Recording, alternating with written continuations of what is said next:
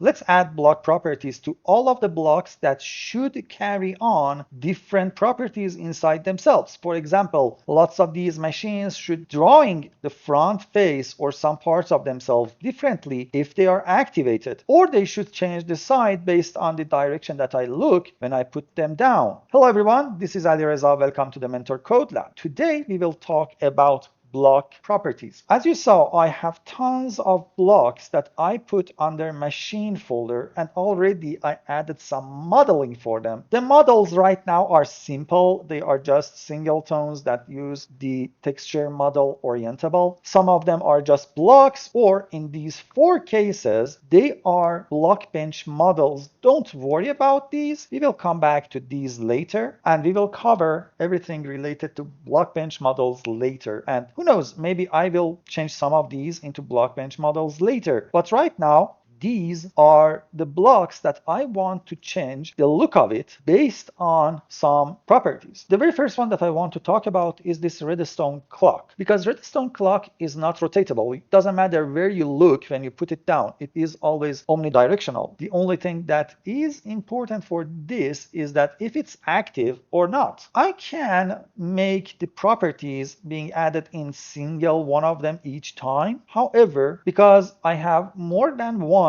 block that is using the same property, I will go on and add a class under util block, and basically I'm starting to use object-oriented programming concept of inheritance to make things a little bit easier for myself. So I will add a Java class and I will call it activatable block. This is of course extends the block class from net Minecraft block, and of course we have to create the constructor. After all of that, we can start adding our own properties. Each property is a public static, and most of the time they are final. We need to choose from different properties that we have, and if you look, we have different properties like the Boolean property or direction property. If you look at that, integer property, double property. However, for activation and deactivation, it's just 2 states. A Boolean property from net Minecraft, the state property Boolean property is the one that we want, and it's smart enough that it says activated, and that's it. Basically, if you look, each property is just a name, and this name should be unique for a block. For example, I can't have 2 Boolean properties both named activated. However, I can have as many Boolean properties as I want to. For example, if you want to, you can have a cooldown state, but you have to change it to cooldown, for example, here. And of course, it's doable. However, in our case, just one block property is more than enough right now. And then we need to set the default state for this. And as you see again,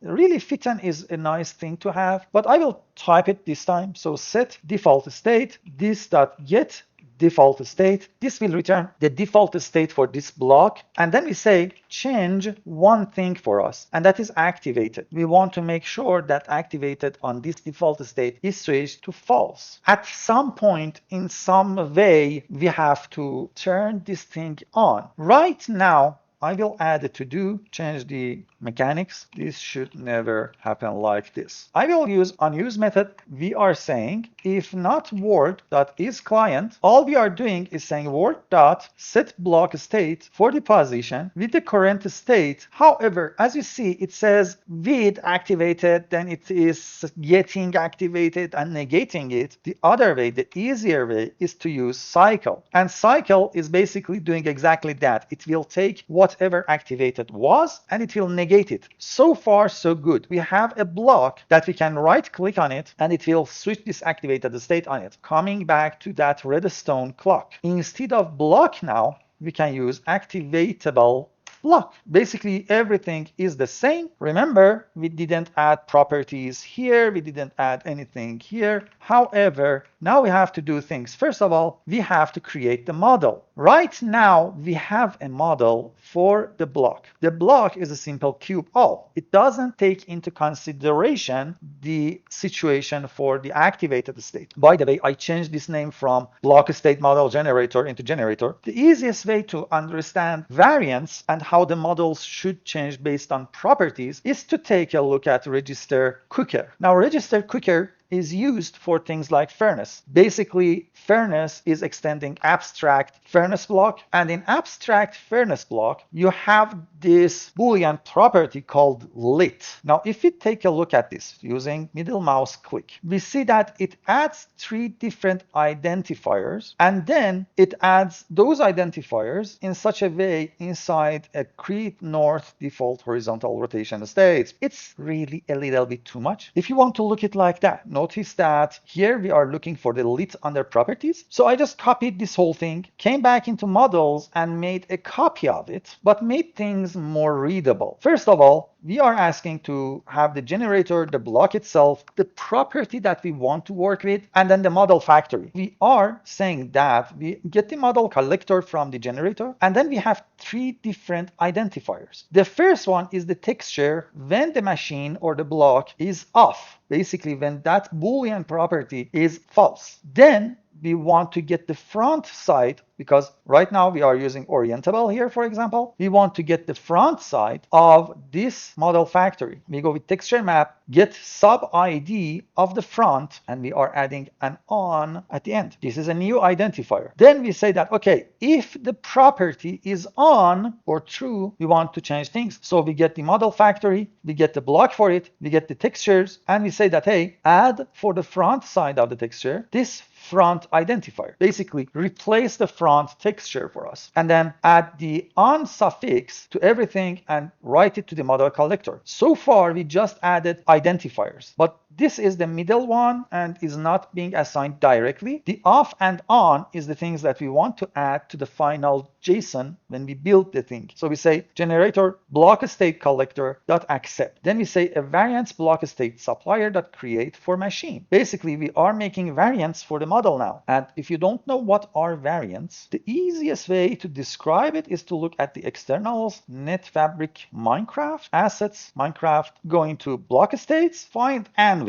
Now, as you see, it says variance. This is a property, a direction property. And it says if it's north, east, south, or west. So if it's one of these, we want to change the things for the model, basically. Here, what we are doing is we are rotating it on some of these and keeping it the same for the south. However, what we are doing here right now, we are saying that, hey, we want to make a new variant based on our own property here. So the property that we sent in should be used to create variants for on and off. And you see that it says, hey, if the property is true, use this model. If the property is false, use this model. Finally, we say, hey, this model is the type of create north default horizontal rotation states. Now, this is being used when you are using the orientable. And of course, I could get rid of this model factory. And here, each time I'm using model factory, I can use texture model.orientable, and this will work. Now, I took this one, I paste it again because cube all is a little bit different. In case of cube all, we don't have this front side, because if you look at our textures, for example, for alloy mixer, you see that we have a front side. We have a side and top. This is the orientable model. It asks for a top, side, and front. It is looking for this front, and it says that we want to add this underline on, so it will become this texture whenever the property is true. However, for block cube all, we don't have different sides and different textures. We just have one texture. So we have to tweak it a little bit. And here we are again getting the collector from the generator. Then we say cube off equals to texture model.cube all, because instead of orientable, now we are all. Upload for machine and model collector. And when it's on, instead of doing all of this, we can say that, hey, create a submodel for us with the underline on for models.cube all. And then now here's the thing, add it to all the texture maps. Finally, this section is almost close to this, but we don't have this last part because we are not rotating horizontally and stuff like that. So this method, this overload, is what we need. So I will remove this now. I will comment the cube all and uncomment the last one. This should become an abstract class. Okay. Instead of using the redstone block, I will just read the abstract block that activated. It's the same thing, basically. Need to run the data gen. And let's hope that we get a different model for our redstone clock, because it was this simple thing right now. And now we have a problem. whenever you are adding property to class, you need to append that property. So append properties after calling the super builder.add activated. If you don't add this builder.add activated, you're defining a property, but you are not adding it to the block. Let's see if it works now. Hopefully it should. Now, just remember, this was the redstone clock. It was variance nothing with a model. And now we have two things. Activated equals false. Then we get redstone clock. Activated equals true. We get redstone clock underline on. And redstone clock underline on is this, an animated texture. However, the off is just that. So let's run the game, because if everything works now, we can just simply right click on the redstone clock and it should turn on and off based on the situation for this property. This is our redstone clock. As you see, it's not animating anything. Right click and it starts working. It's activated. So right click again, it's turned off. Right click, it's activated. Right click, off, on, off, on. And that's the concept of using properties. Now, for the machines here, for most of these machines, other than the solar panel, and I like the texture. So batteries and solar panel are different. These are the machines that won't have on, off, or directions. But most of these machines should be directional. The things that are directional and need a new property being added to the whole thing. Now, abstract machine block should extend the abstract activatable block. So of course, I have to create the constructor. Now here, remember, we had a Boolean property, but this time we don't have a Boolean property, and we don't have this use case because we are not putting it as a use case, but we have something else. So now we want to add our facing block, and unfortunately this time the hint is not actually completely correct. We want to add a public static final direction property facing, and we call it properties dot horizontal facing. So we are utilizing something that was defined by Minecraft this time. And after that, we want to set the default state. So set default state for get default state dot with property of facing, comma, direction dot north. Basically, we are saying that by default, when you are instantiating the block, set the direction toward north. Now remember, like any other properties, we want to append the property and call builder.add facing. Finally, when we put the block in the world, we want to make sure that the block looks in a special direction, and that is get placement state. Now we are not returning super here. You say this.get default state dot width, because we want to change the facing,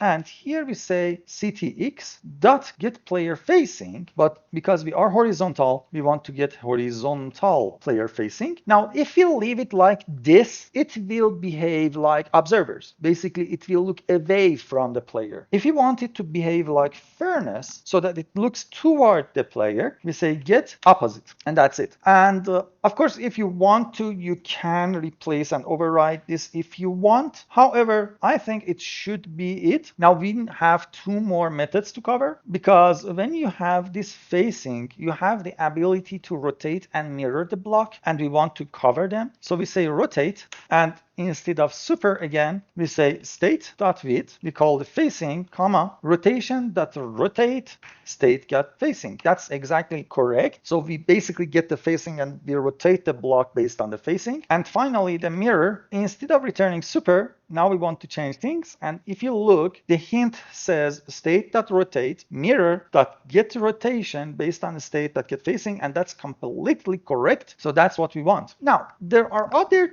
things that I will add to this abstract machine block later, but right now this is our block. The nice thing about orientable and the direction is that we don't need to handle variants for that. Basically, Minecraft code that we wrote for rotation and placing the block will handle it. However, now I have to come back, and each one of these blocks that are really a machine should use abstract machine block instead of block. And right now I don't need to change anything else. Block breaker for sure, placer for sure, builder, cast press, chunk loader, creative energy bank, ender chanter, fluid pump, gem cleaner, generator, miner, oven, printer, project table, pulverizer. Now we handled redstone clock, smelter, solar panel, tesseract, and wood stripper. Now here's the thing. I did tell you that some of these things like wood stripper or tesseract, they are not rotatable. I'm just doing it right now as a way to get this video moving forward, and then I will come back and sit back and think, do I want to keep them as machine blocks or just the activatable block? Because honestly, something like wood stripper will not have any energy inside of itself. It's not even a block that will have direction or activation states. It's just a block with block entity, and I will handle things differently as we go forward, but for time being I assign all of them to be machine blocks. Now going into the model provider, I can just flip all these comments and use the helper method that I showed you to generate my own models. And of course can't find any one of these because now they are sitting inside abstract machine block, and not even there it's abstract activated block. And it will work, don't worry, because of inheritance, and all of these are activated. However, here's a problem now. Because I'm providing activated as a Boolean property for something like wood stripper, now we don't have a wood stripper front underline on as a texture. If we take a look, textures, block, and we come down for wood stripper, you see that I just have side, top, and front, and I don't have front underline on. Of course, I can copy it and make an on for it to fix this problem.